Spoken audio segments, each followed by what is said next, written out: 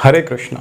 श्रीमद् भगवद गीता के अध्याय 12 भक्ति योग के पहले श्लोक में अब आगे अर्जुन ने भगवान श्री कृष्ण से कहा, एवं सतता युक्ता ये भक्ता स्वाम पर्युपासते ये चाप्यक्षर म्यव्यक्तम तेषाम के योग वित्तमः। अर्थात अर्जुन ने पूछा, जो सदैव आपकी सेवा में तत्पर रहते हैं या जो अव्यक्त निर्विशेष ब्रह्म की पूजा करते हैं, इन दोनों में से किसे अधिक पूर्ण माना जाए। इस अध्याय में हम लोग देखेंगे कि परम सत्य की अनुभूति की विभिन्न विधियों में भक्ति योग सर्वोत्कृष्ट है। यदि कोई भगवान का सानिध्य चाहता है तो उसे भक्ति करनी चाहिए। जो लोग भक्ति के द्वारा परमेश्वर की प्रत्यक्ष सेवा करते हैं वे सगुणवादी कहलाते हैं। जो लोग निर्विशेष ब्रह्म का ध्यान करते हैं वे निर्विशेषवादी कहलाते हैं। यहाँ पर अर्जुन पूछता है कि इन दोनों में से कौन श्रेष्ठ है। अर्जुन को 11वें अध्याय में अनुभव हो चुका है कि श्री कृष्ण के साकार रूप के प्रति आसक्त होना श्रेष्ठ है, क्योंकि इस तरह वह एक ही समय अन्य सारे रूपों को समझ सकता है और श्री कृष्ण के प्रति उसके प्रेम में किसी प्रकार का व्यवधान नहीं पड़ता। अतः अर्जुन द्वारा श्री कृष्ण से इस महत्वपूर्ण प्रश्न पूछे जाने से परम सत्य के निराकार तथा साकार स्वरूपों का अंतर स्पष्ट हो जाएगा। और अगले श्लोक में जानेंगे कि भगवान श्री कृष्ण ने अर्जुन से आगे क्या कहा। तब तक मेरे साथ प्रेम से कहिए, हरे कृष्ण राधे राधे। हरे कृष्ण। श्रीमद् भगवद गीता के अध्याय 12 के दूसरे श्लोक में अब आगे भगवान श्री कृष्ण अर्जुन से कहते हैं कि मया वेश्य मनो ये माम नित्य युक्ता उपासते श्रद्धया परियोपेता स्ते में युक्त तमामतः।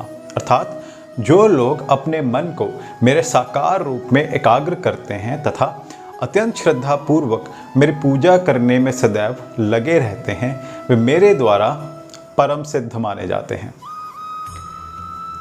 अर्जुन द्वारा पूछे गए प्रश्न का उत्तर देते हुए भगवान श्री कृष्ण स्पष्ट कहते हैं कि जो व्यक्ति अपने मन को उनके साकार रूप में एकाग्र करता है तथा अत्यंत श्रद्धा तथा निष्ठा पूर्वक उनको पूछता है, उसे योग में परम सिद्ध मानना चाहिए। जो इस प्रकार कृष्ण भावना भावित होता है उसके लिए किसी प्रकार के भौतिक कार्यकलाप नहीं रह जाते, क्योंकि हर कार्य भगवान श्री कृष्ण के लिए किया जाता है।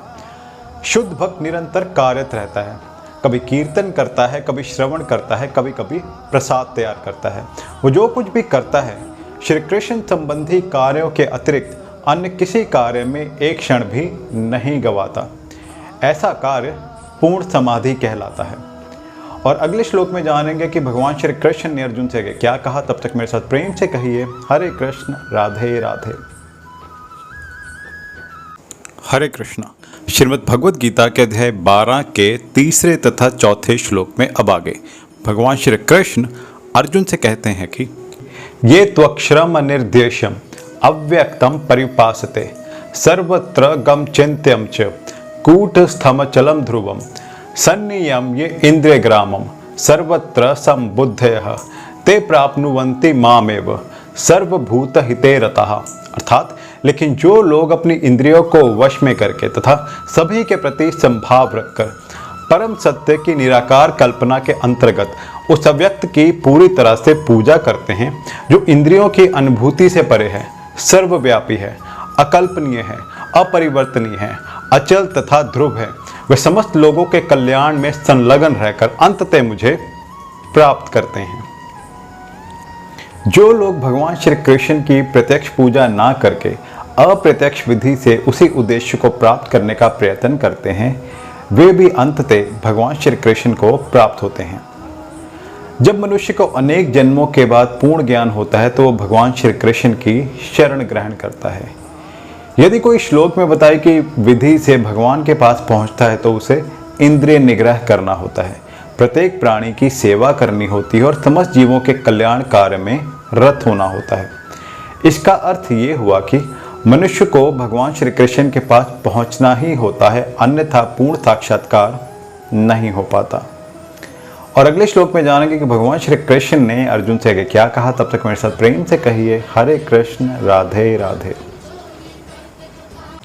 हरे कृष्णा। श्रीमद् भगवद गीता के अध्याय 12 के 5वें श्लोक में अब आगे भगवान श्री कृष्ण अर्जुन से कहते हैं कि क्लेशोधिकतरस्तेषाम अव्यक्तासक्तचेतसाम अव्यक्ता ही गतिर दुखम देहवत फिर वाप्यते। अर्थात जिन लोगों के मन परमेश्वर के अव्यक्त निराकार स्वरूप के प्रति आसक्त हैं, उनके लिए प्रगति कर पाना अत्यंत कष्टप्रद है।